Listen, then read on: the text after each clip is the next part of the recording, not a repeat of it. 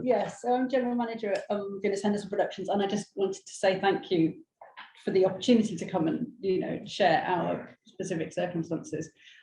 We are an established production company. We specialise in producing and general managing theatre internationally, primarily in Europe.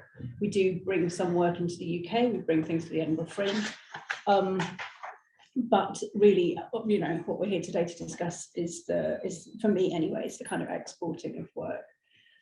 We are currently booking Stomped, Life of Pi, and Dragons and Mythical Beasts in well, kind of, you know, currently into the future. The majority of the touring opportunities for those shows are in the EU. They're all homegrown productions, and they all have considerable commercial potential. If we can kind of work out, you know, a few of the hiccups. COVID, firstly, is still having a big impact for us. We have a production that we've been kind of getting back up on the road since last autumn, and we have seen 2 major international engagements cancelled for that show at very short notice and rescheduled into next year, and that was because of COVID conditions in the 2 territories. Because these cancellations are so last minute, it means that we have costs which we can't mitigate and which we will have to face again when they're remounted. So that would be wages, flights, freight, accommodation, marketing, which would be more of a cost for our partners, but you have to, you know, you have to sell the show twice over if you can't do it the first time around. We are seeing a high degree of uncertainty from our international partners, with concerns being voiced about this winter in regard to COVID. What is going to happen? We have dates booked, but people are uneasy about whether or not, you know, will next winter be the same as last winter? There's no, well, you can't predict, can you? One hopes not, but then on the other hand, it possibly might be. For us, the cost of these cancellations are really crippling our kind of potential in terms of, you know, ongoing arrangements. As regards Brexit, so Will's spoken a lot about, we have the same issues. So for us, the restriction of movement on goods is causing problems. We are seeing big increases in transport costs, and that's partly fuel costs. I think it's partly additional delays mean that we have to basically take the trucks for longer to make sure that they actually get there. We have always operated shows partly under carnet because we travel to places outside of Europe as well. But for newer companies, you know, less experienced, they're going to find the carnet process, I think, expensive and daunting. We, in terms of negotiations that we're doing with our partners now for next year, usually presenters would quite happily agree to cover the cost of freight, or, you know, contractually, whatever that's going to be. Now we're finding more that they are going to, that they will make a contribution, but they want to cap it. So we, because they know that trucking from the UK is more risky, more kind of vulnerable to price changes. So if we cap it, then obviously the you know, the potential cost to actually get the show somewhere falls back onto the production rather than being completely, you know, covered by the promoter. And that isn't a cost that we don't know necessarily what it's going to be, but we're going to have to kind of commit to carry somehow.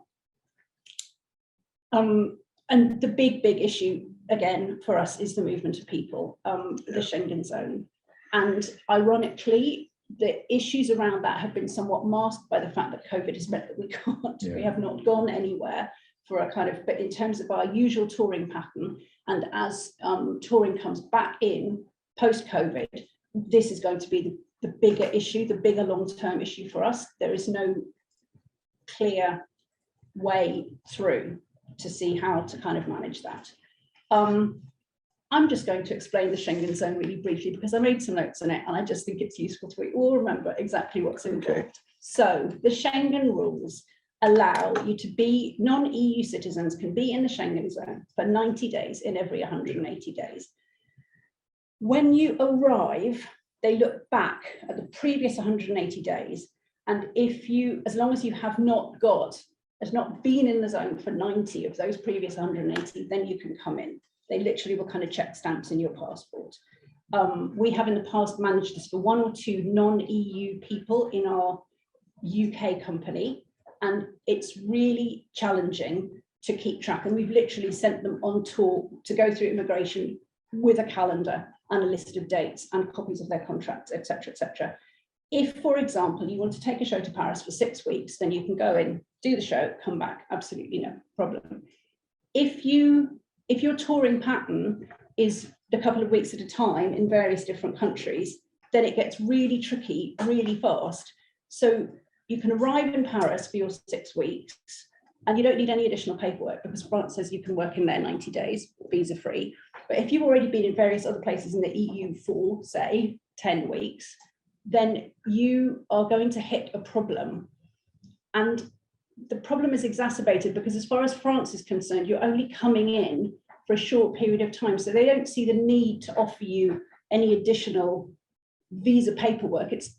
They don't see that that's a requirement because you haven't been in France for 90 days, but you have been in the Schengen zone for up to that time. And the risk of getting it wrong is potentially that you're going to be barred from the next country that you try and go to, or when you leave, you won't be allowed back in the Schengen zone at all. And these, these bars can be up to 2 years, I believe. So our experience in the past, the only place that we have successfully applied for visas is Germany. And we did that at a point when somebody had about 85 days used up in the Schengen zone, coming into Germany for a 2-week season, and we were able to apply for a kind of visa, a short-term resident visa, on the basis that we had very little. He had very few Schengen days left. But when we discussed the possibility of, when it looked like our tour was going to start in Germany, and we said, really the only way we can make this tour work is to get the visa, the residence visa up front. They said, no, you can't do that because you've got Schengen days available to you, so we won't issue you a visa. But we have not managed to achieve getting a visa in any other European country. We've been given conflicting advice from consulates and immigration departments about what it is that we might even apply for. And even in Germany, you need to take a day out of your schedule because people have to go and apply in person. So whereas in the past, we've been incredibly kind of flexible about booking a week or 2 of tour to fit in with gaps to kind of keep the tour moving, to be, to make it kind of cost effective. We are going to be starting to have to turn work down because we don't know how we can actually get our company in and out. We are also having to consider whether people have been on holiday or been in the EU prior to them coming to work with us, and potentially we can't take them on. And we're also going to have to ask every single person in the company, have you been on holiday?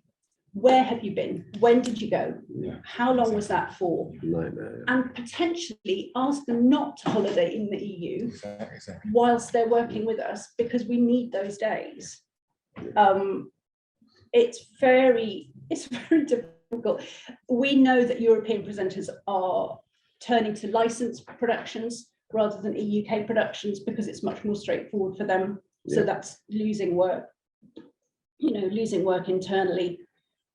We know that UK productions are incredibly popular in Europe, but the cost, the time and the effort and the hassle and the money is going to come a point when they are not going to be able to take the work that they want. And I think that the other thing to say in terms of the kind of creative work, we are benefiting the local economy. We are not taking away from the local economy. So we are not stealing jobs or, we are bringing something that audiences want to watch, that theatres want to make money from, that local producers want to make money from. We are giving employment to people in the UK. This all used to work incredibly straightforwardly and brilliantly. We used to just be able to tour to France and to Germany and to Italy in the way that we might tour to Wales and to Scotland and to, and all of that. We now feel like we're just kind of compartmentalized into this incredibly difficult environment to navigate. every time the government have tried to clarify rules with various different countries and said, it's all down to individual countries now, we have to negotiate sort of one-to-one. All of the rules that have been clarified are short-term visa-free, which has still got this overarching kind of restraint of the Schengen zone. It's with the Schengen zone, without sorting something out, the solution has to be a creative arrangement, touring passport, whatever you want to call it, that works alongside the Schengen rules and effectively allows you to be in Europe for longer and move freely within Europe for an extended period of time. I know that obviously we don't have a special relationship with the EU anymore. Whether we can start to ask for something bespoke because we have a historical relationship with the EU, or whether we are effectively that third country state, and what we need to do is basically group together with, other third countries. I don't know, but the solution, it won't work unless it deals with the Schengen zone as a whole. Thank you very much.